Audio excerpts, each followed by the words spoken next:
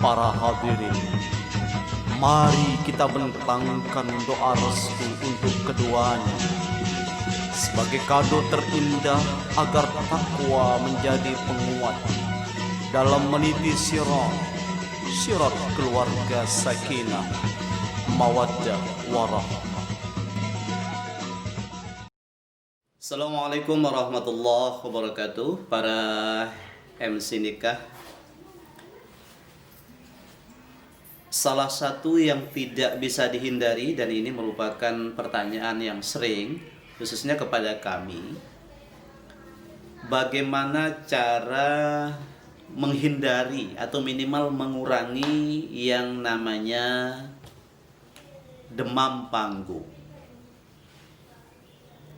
Jadi kata-kata demam panggung ini adalah kata-kata yang jamak kita dengar bagi para pemula yang baru saja memulai belajar menjadi public speaking, termasuk di dalamnya adalah MC. Untuk mengetahui orang punya jam terbang banyak, sedang apa sedikit, dapat kita ketahui dari apakah dia punya demam panggung atau tidak demam panggung. Berikut beberapa kiat di dalam menghindari demam panggung. Yang pertama tentu adalah kesiapan secara materi. MC yang menguasai materi susunan acara pernikahan dan biasa membawakan acara itu, dia tentu tidak akan mengalami namanya gagap, demam panggung. Artinya demam panggung ini bukan persoalan di luar diri kita, tetapi persoalan yang ada di dalam diri kita. Jangan-jangan kita tidak pernah membaca susunan acara, tidak mengetahui rundown, flow atau aliran daripada acara itu. Atau jangan-jangan kita ditunjuk secara mendadak, tidak ada persiapan yang memadai. Ini bisa menjadi pemicu orang untuk menjadi demam panggung. Artinya ketiadaan atau kekurang sempurnaan persiapan secara materi.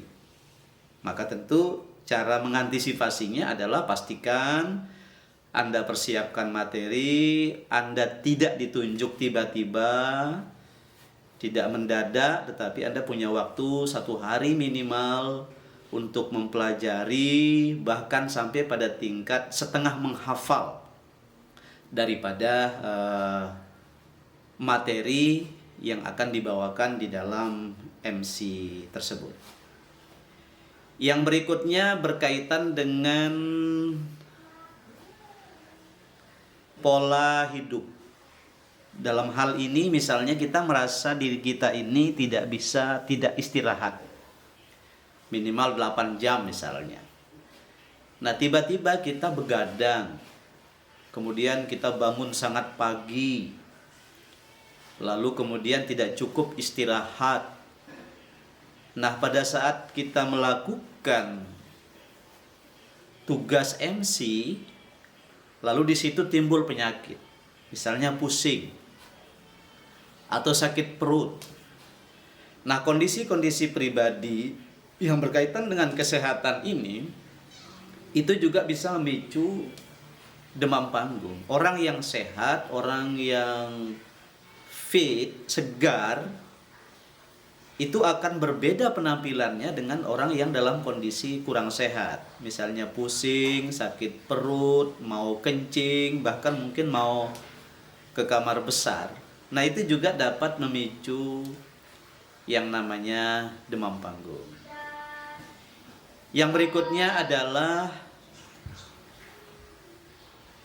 kita punya kebiasaan misalnya punya penyakit MAH.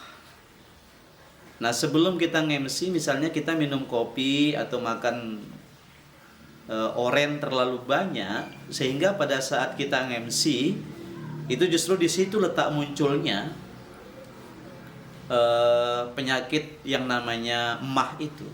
asam lambung kita naik, lalu kita ingin muntah-muntah, itu juga bisa menjadi bagian daripada yang memicu demam panggung. Yang berikutnya adalah adanya tokoh, orang yang kita segani di depan kita. Misalnya ada guru kita, ada kepala sekolah kita, ada ustadz kita, bahkan ada orang tua kita di depan. Itu sangat mumpuni untuk membuat kita demam panggung. Atau mungkin kita ada suami di depan kita yang kita anggap misalnya katakanlah lebih bagus, lebih hebat daripada kita. Itu juga bagian daripada yang menstimulasi munculnya namanya demam panggung. Yang lain adalah faktor-faktor yang bersifat alami.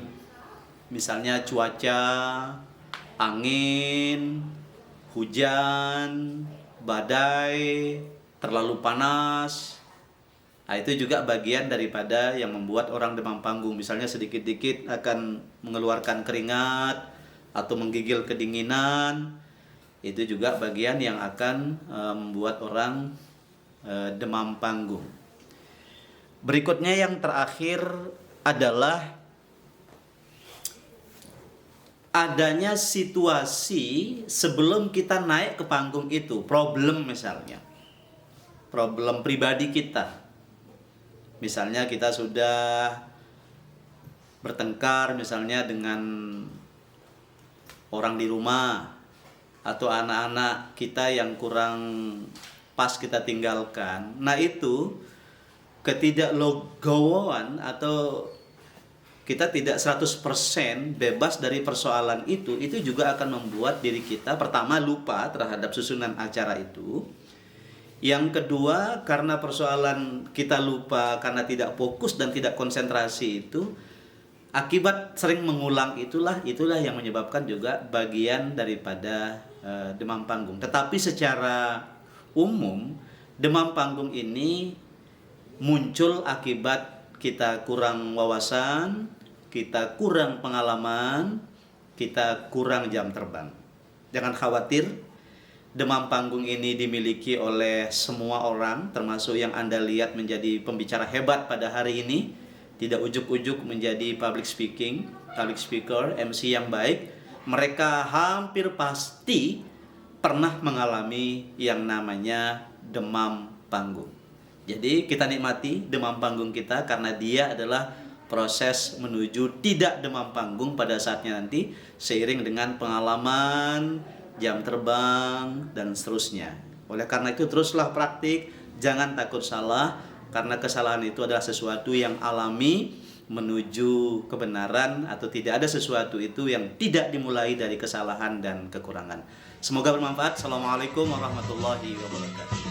Congratulations, my the force you took the day last an eternity. Selamat. Semoga sumpah yang sudah terucap akan terjaga selamanya.